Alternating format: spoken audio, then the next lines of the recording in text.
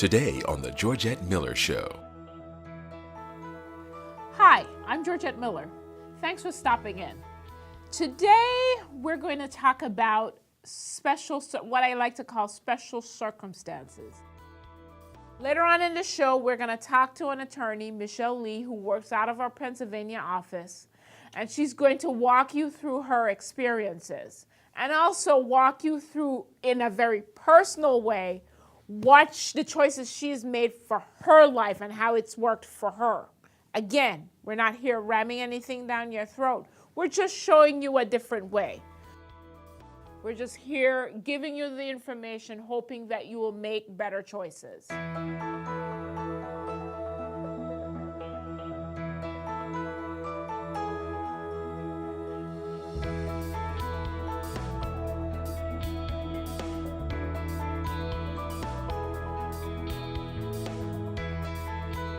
You know, life happens.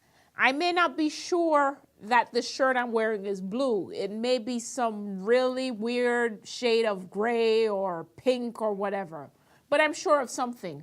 Life will happen. Something is going to happen during my lifetime to mess with my money.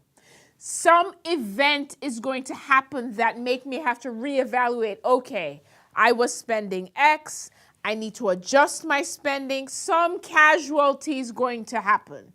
And the circumstances we want to talk about today is job loss, or you're facing the possibility of losing your job. We want to talk about divorces or a change in your marital status. Something happened and you were a union and now we're going off our separate ways. And the last topic we want to talk about is basically foreclosure. Now, these are all stuff that happen.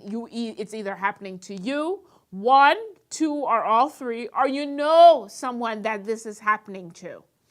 And what I'm trying to do is tell you that, listen, this is not the end of the world. There is planning you can come up with a plan of some kind to wade you through this hard time, to wade you through this crisis. People, this is not the end of the world. However, it's going to take sacrifice, and it's going to take you making some really hard, or what you perceive to be hard, choices.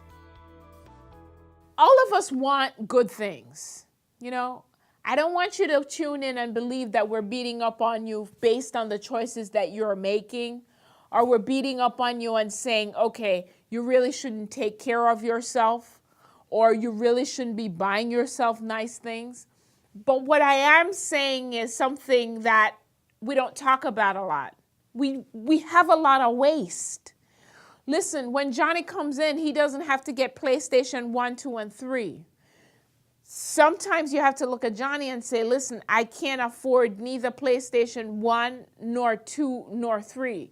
But I may be able to give it to you in the future because there's something coming on the horizon that I have to be prepared for. Again, we're talking about sacrifice. We're talking about making choices. We're talking about making better choices. You shouldn't be looking behind you. I want you to look ahead. So whatever decisions you've made in the past, you've made them in the past. But I'm now providing you with information for you to make better choices going forward. So when you didn't know better, you made and acted in a certain way. But Maya Angelou likes to say, when you know better, you do better. And that's our hope for you. Our hope today is that you will take away the fact that when life happens, we need to be prepared for it, and also coming up with a plan for when life happens. So, on that note, we'll be back with Michelle, and I'll see you in a moment.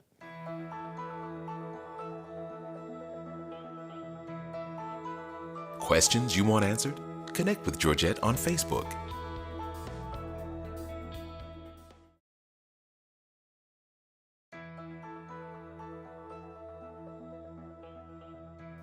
Welcome back. We have Michelle Lee on the line, Michelle Lee Esquire. She's one of our attorneys, works out of our Pennsylvania office.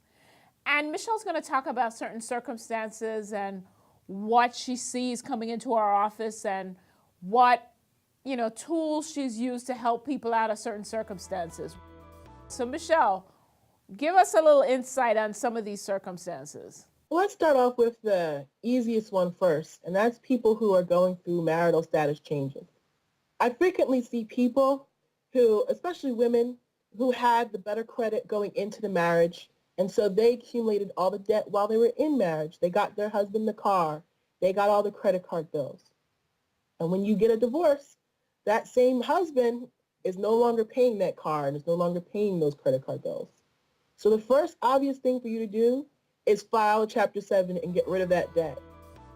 So if you are thinking or if you are getting a divorce, the first thing you need to do is come and see us so that we can go over the options, because more often than not, that Chapter 7 is your best start and your fresh start that you're looking for with the marriage and with your financial freedom.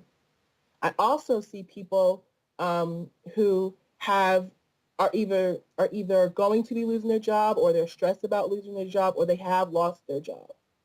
If you've already lost your job, my first question to you is, have you gotten your unemployment? A lot of people don't know that they can qualify for unemployment, so they have no stream of income. If you're unemployed and you have your unemployment, we now know how much your budget is. So I sit down with you and say, all right, well, what are your needs, wants, and as Georgette said, that 50, 30, 20, and we figure out how to cut that down even more. Do you have rent? Do you have a mortgage? Are there programs that you can qualify for while you're unemployed to help you pay for that rent or mortgage? How are you spending your money? Are you going to food banks? Are you applying for food stamps? Are you working with companies on your utilities? Those are the things you need to start thinking about. The one thing that you absolutely should not do if you're unemployed and you're getting unemployment is use your money to pay credit cards. Instead, that money needs to be going to savings when that money runs out, or definitely to your mortgage or to your rent. I like people to prepay. You can prepay your rent or prepay your mortgage if you're going to be there, especially if that money is too tempting for you and you absolutely must spend it. Get rid of it. Pay your mortgage, pay your rent. Now, for people who are thinking that, oh man, they fired 20 people and they might fire me next month, save your money. Save your money for that rainy day. When I first got my first job out of law school, I was making maybe 20 grand a year, and I made it. I'm still living as if I am making that 20 grand a year, and everything else I'm saving. And she's serious. We have a running bet in the office who can live on $20 or less for the week. And consistently, that's Michelle. You figure out a way to eat 3 meals a day, get to and from work on $20. That's amazing. That's right. That's just absolutely amazing. I think smart, Georgette. A perfect example is I go into a store and I see chicken breast, but I also see that turkey breast. That turkey breast is on sale for 39 cents a pound, but I really wanted chicken breast. I will get that turkey breast because it's only 39 cents a pound instead of turkey breast, which is like $20 a pack now. So it's really about me budgeting my money. I know what I can live off of, and I try and make it a game as to how cheap I can go. And I still manage to entertain myself. I find free things to do. This weekend, I went for a 2-hour hike, and then I went apple picking. That was a lot of stuff I did in one weekend, Georgette. Okay, so what about the people who are coming into the office facing foreclosure? What are you doing? Well, for the people who are facing foreclosure, the first thing I ask is, well, can you afford the mortgage? And about 80%. It's their come to Jesus moment, as I like to say. I look at their pay stubs and I crunch the numbers, and they might be able to, but where else is their money going? It's going to that car payment. It's going to just a lot of miscellaneous things. I have them sit down with me and say, bring your bank statements. I start going through and circling miscellaneous things. It's that Dunkin' Donuts, that McDonald's. They're like, well, I only spent $3. I only spent $5. Well, by the time that month is over, you've spent over $200 buying fast food, buying just one cup of coffee a day. That's like $3 for that cup of coffee. Well, now you're looking at a month. Now you're looking at $60. What can Michelle do with $60? I can feed myself for 2 months. Well, I guess the moral of your story is, now listen, we call Michelle, you know, for her it's guerrilla warfare. It's her and her money and everybody else. I'm not saying that everybody should be that extreme, but we can all learn a little bit. Michelle has taught me to look at money very differently, and I've been told that I'm very frugal. But, you know, Michelle took it to another level, and you appreciate that. You appreciate the fact that, listen, your money, you work real hard for your money. You get up and you go 40 hours every week. Some of us do it for 60, 70 hours.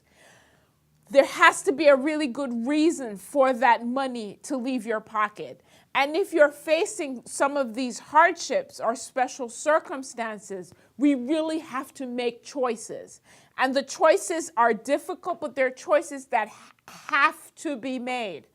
And in order for your life to continue uneventfully or with the least amount of chaos as possible, you have to make choices. As hard as they are, you just have to make choices. All right, Michelle, thanks for stopping in. Guys, we will be right back. Coming up. Certain circumstances happen in your life. And when they happen, how prepared are you? You need to make the decision that's best for your family. And I think a better decision is to get the debts discharged, stay home with your family, take care of yourself, and never get back into debt. When you're faced with one of these circumstances, you want to make the best decision you possibly can. Follow Georgette on Twitter and have your questions answered.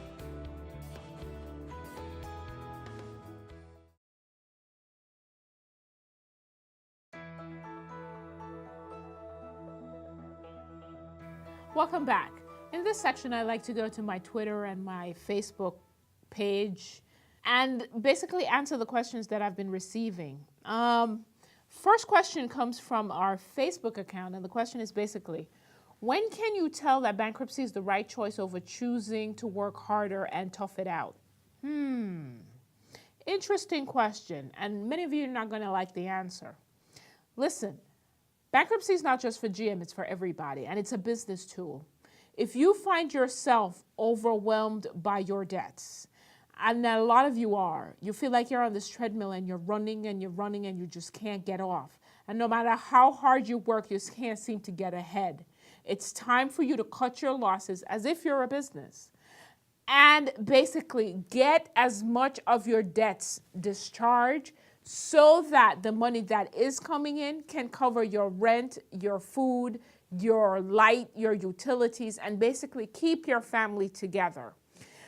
A lot of us like to think, and this is not some kind of moral stain or moral abhorrence, a lot of us seem to feel, and rightfully so because you were told, that okay, if I just get the second job, then I can use the second job money to pay off my credit card debts. But in the meantime, you've left your second job, you're out at your second job, you're not home with your family, and you're working and working and working. This is not the best choice for your family. You need to make the decision that's best for your family.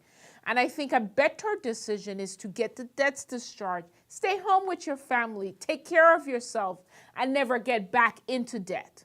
So it's really a personal decision. But for me, it's always, more times than not, the better decision to file the bankruptcy, get yourself out of the debt, and so that you can stay home with your family. But once you get out of the debt, you can't go back in. Okay, and our next question comes from our Facebook page also. And the question is, I hear the phrase medically bankrupt thrown around a lot nowadays. What are they referring to? Well, what they're referring to is a client who walked into my office very similarly, maybe about a week ago.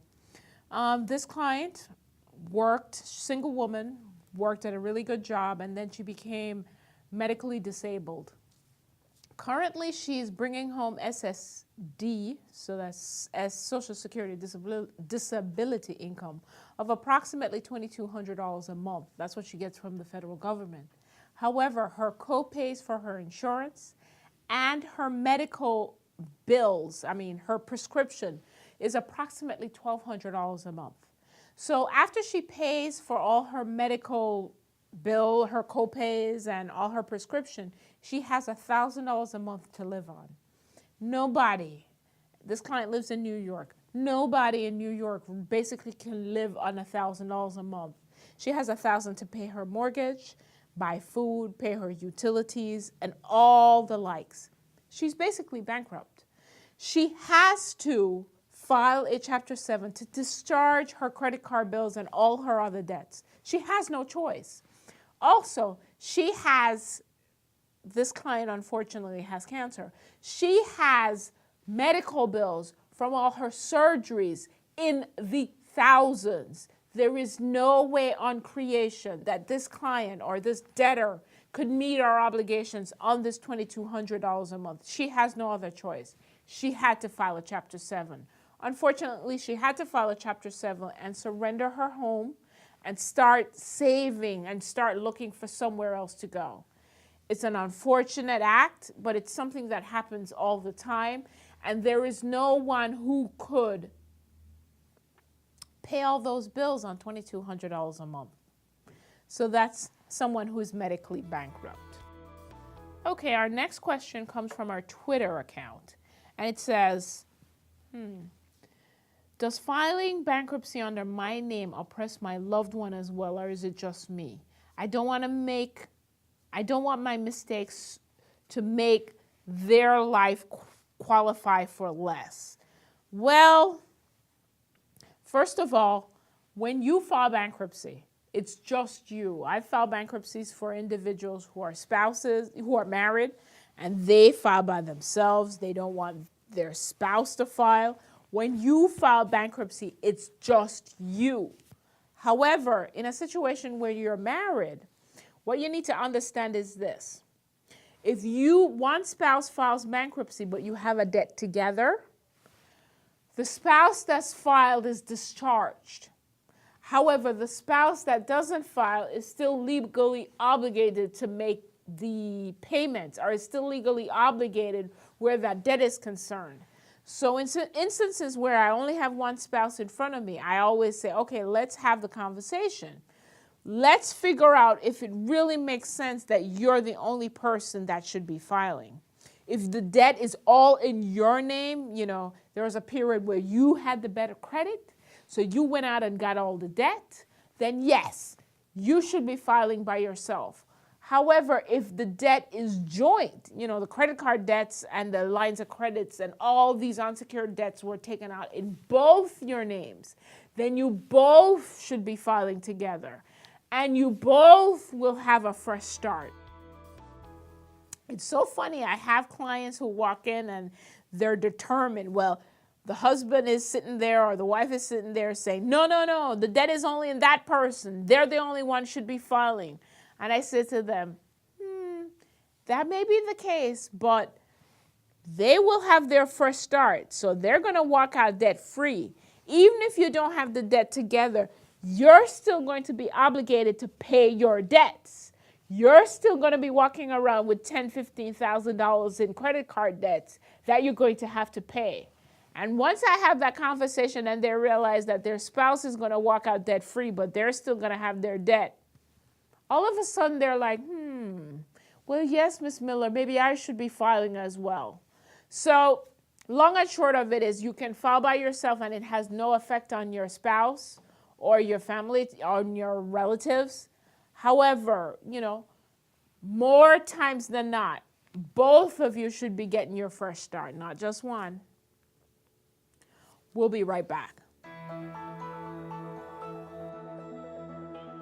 Visit GeorgetteMillerLaw.com to learn more about how Georgette and her team can help you. You can even tell us about your case.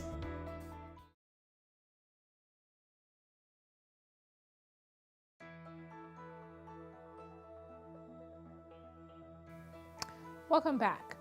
This is a section I like to call, let's demystify the foolishness. And I'm really talking to you guys out here right now. What you guys need to understand is life happens. It's not personal. There's nothing personal to it. Certain circumstances happen in your life. And when they happen, how prepared are you? If you're not prepared, why not? You know, nobody in this day and age goes through their lifetime with the same job. It just doesn't happen anymore. Those days are almost over.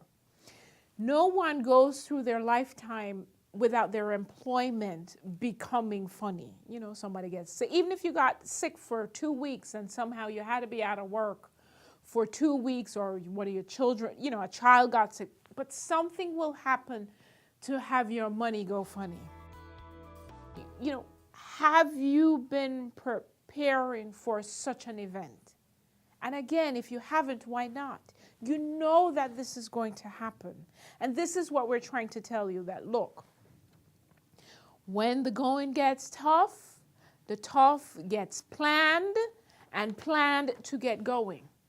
And when you're in one of these special circumstances, you've lost your job, or you're looking like you're about to lose your job, you're looking at an impending divorce, or you're facing foreclosure, you're going to have to make tough choices. You have a finite amount of money coming into your household at that time.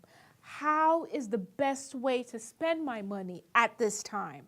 How is the best way to save the little savings that I have, or hope to have, or don't have at this time? I have people, like Michelle indicated, walking in, paying their credit card bills, but they're not paying their rent. That is backwards. When you're in this situation, you want to pay your rent, you want to pay your mortgage because you need somewhere to live. And then you need to make priorities.